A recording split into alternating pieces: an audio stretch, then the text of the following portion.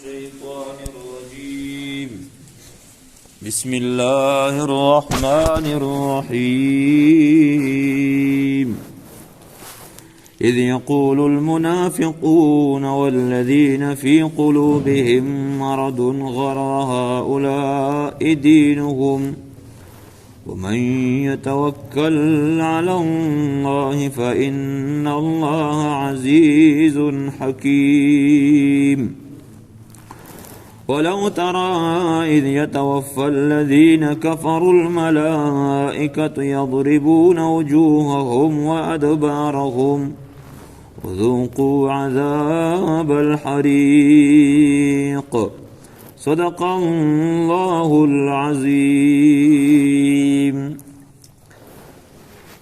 مسلمان چې کله د مدینه منورې نه بدر میدان ته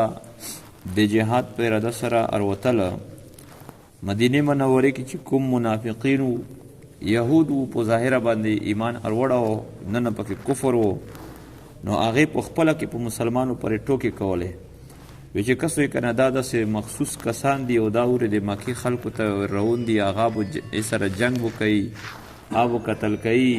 هغه به قیدیون کوي. نو بجای د دې چې دوی د هغې په قتل روون دي، دوی کې به یو هم واپس رو نشي، نو دغه تانې او پیغورونه په خپل منځ کې یو بل ته سره د دوی په باره کې ورکول، الله پاک دوی ته هغه تانه ورکړله چې دغه منافقینو دغه خبرې کولې،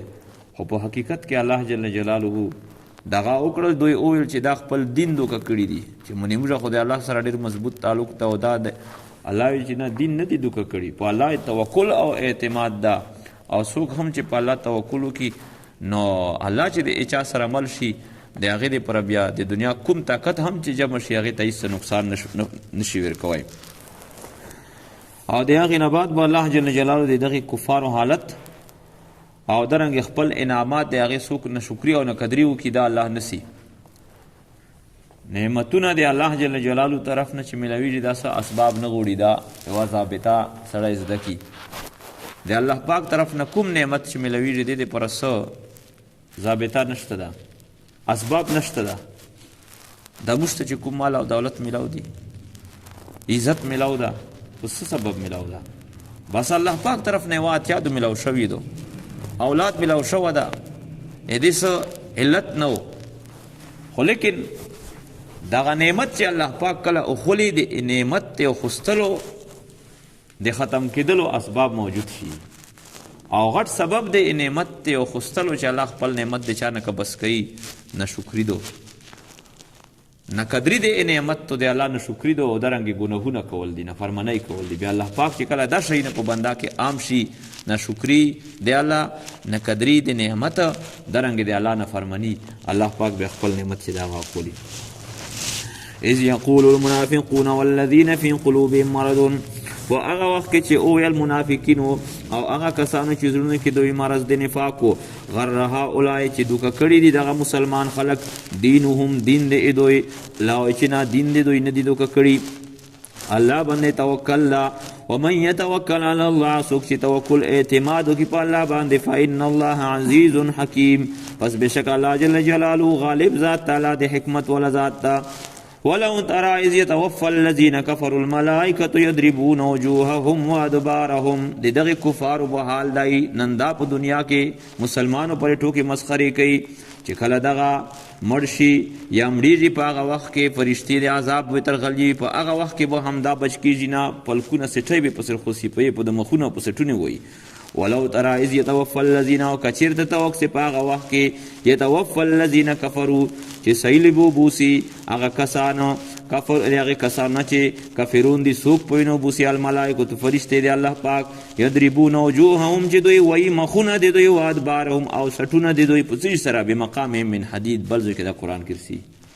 د اوسپنې په پلکونو سره. وذوقوا عذاب الحریق، دا کوم عذاب چې ته مې ویلې دا وذوقوا دعا بیتی چې وذوقوا تو سے وسکوئے عذاب الحریق سوزا ان کا،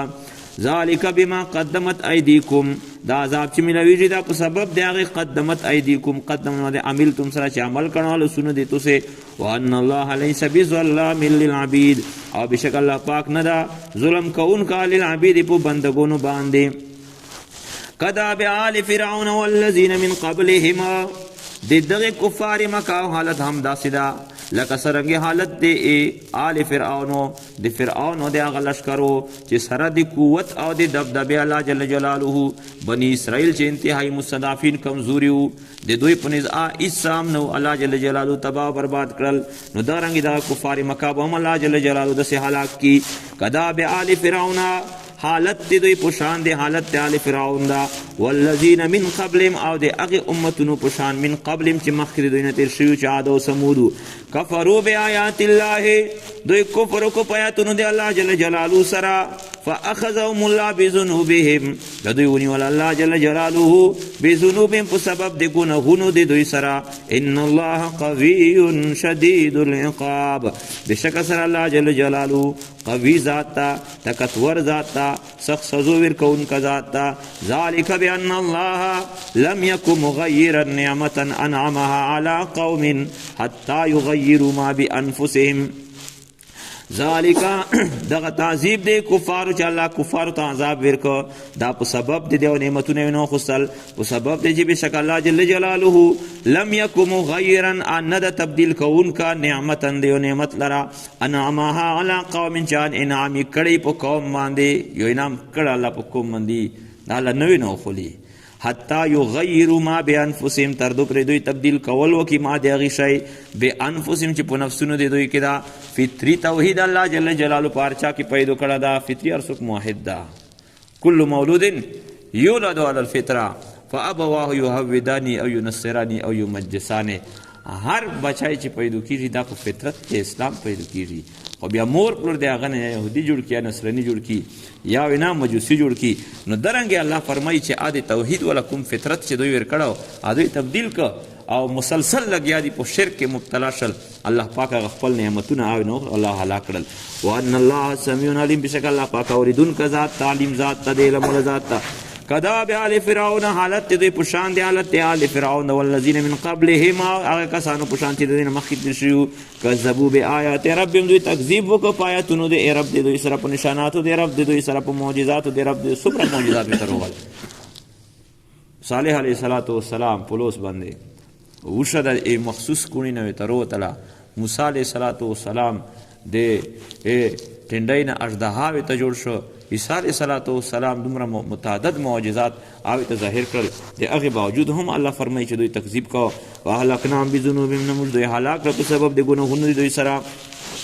واغرقنا آل فرعون موږ غرق آل فرعون وکل کانوا ظالمین وكل من الامم المكذبه او دا ټول د امم مکذب څومره دغه مکذبین امتونه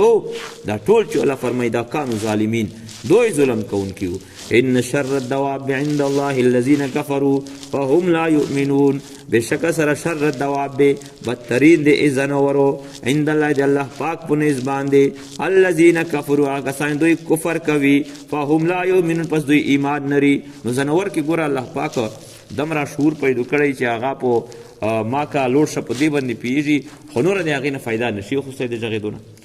دوی ته الله عقل ورکړی د هغې باوجود د هغې نه دوی پویه نه اخلي او په خبره باندې ځون نه پوهي نو ځکه الله بدترین ځناور دوی ته الذین عاهدت منهم ثم ينقضون هغه کسان دي دغه شر الدواب عاهدت منهم چې ته وعده د دوی نه اخلې ثم ينقضون عهدهم بیا دوی متعی خپلې وعدې دا د بنو قریظه ولو وعدې به وکړي چې موږ به د مسلمانو خلاف سازشونه وغیره نه کوو بیا به چې کله لږ غوندې ټیم پکې وته کفارو سره به بیا ملګرتیا کړې او منصوبې به پیغمبر علیه السلام خلاف جوړولې الذین عاهدت منهم ثم ينقضون عهدهم فی کل ما په هر وري کې وهم لا یتقون او دوی چې دی لا یتقون دوی زونونه نه بچ کوي د نقض د میثاق نه دوی لا یتقون دوی نه ډارېږي د الله جل جلاله د عذاب نه په د خپل وعده متولو کې فإما تثقفنهم في الحرب فشردهم بهم من خلفهم فإما پس چې کلام تثقفنهم تجدنهم ته دوی مونده کې فی الحرب په جنگ کې فشرد بهم نو فشرد بهم من خلفهم نو وډور کا غبراو کا پدوی باندې من هغه څوک خلفهم چې دا ورست دي دوی نه دي، یعنی دغه چې اوس د کومې وعدې د سره متکړي جنگ په موقع کې د تروغل داسې سخته سزا ورکړه چې ورست کوم چې نوسته دي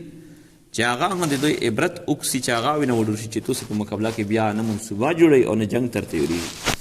لعلهم یذکرون دې پر چې دوی نصیحت حاصل کی. و اما تخافن من قوم، نبی علیه الصلاۃ والسلام سوچو چې الله زه خو ډیر داسې کسان چې متروشي ما حاضر سره وکي اوس په بیا غواده متي نو زبو سوي سره کوم. الله فرمایي چې چا نه ته ډارېږي معاهده دې سره کړي چې دا به معاهده متي ته یې پیله نه وروغورځوه چې معاهده ختم دو او تر څو پورې چې هغه طرف نه خیانت نه وي شوه یا څه علامات وي نه څرګند نه وي نو مسلمان وعده یې سره کړې مسلمان به خپله وعده نه متوي. معاویه رضی الله تعالی عنه په یو وخت کې د ابوداود شریف روایت ده چې د رومیانو سره معاهده کړې وه نو د معاهدې د ختمېدلو ټیم نږدې و. معاویه رضی الله تعالی عنه دا سوچ وکړو چې بس چې معاهده ختمېږي ټیم پوره کېږي زه به ډایرکټ په ورسه لښکر یې د هغې په بونډرۍ سره خوشو کې درولی یو صحابي عمرو بن عبسه رضی الله تعالی عنه دا پروغه چې کله یې ولیده چې د معاویه رضی الله دغه حالت ته اوس دا یو عام صحابي د معاویه رضی الله دې وخت کې امیر المؤمنین ده اواز یې په وکړه چې الله الله وفاء لا غدر د الله الله دې پوره وعده پوره کول به یې دوکا به نه وي. وی د علیه صلات وسلام نه دا اورېدلي دي چې کله د یو قوم سره ته وعده وکړې هغې طرف نه څه د نقض میثاق د وعدې څه علامت ظاهر شوی نه وي نو ته به څه اقدام نه کوې. نو ته چې د هغه بوډنۍ تر غلی دا منه چې اوس دا وعده د تو طرف نه ورموتېږي معاهده دا ورته وایي چې موږ په معاهده خو د دغې ټیم رسېدو وایي چې ټیم رسېدو معاهده خو هغې طرف نه بیا کوه ټیم پوره شي څه احد شکني نه ده شوي څه نقصان نه ده شوه نو چې دا یې اورېدل وایي د نبي علیه السلام فرمان بصر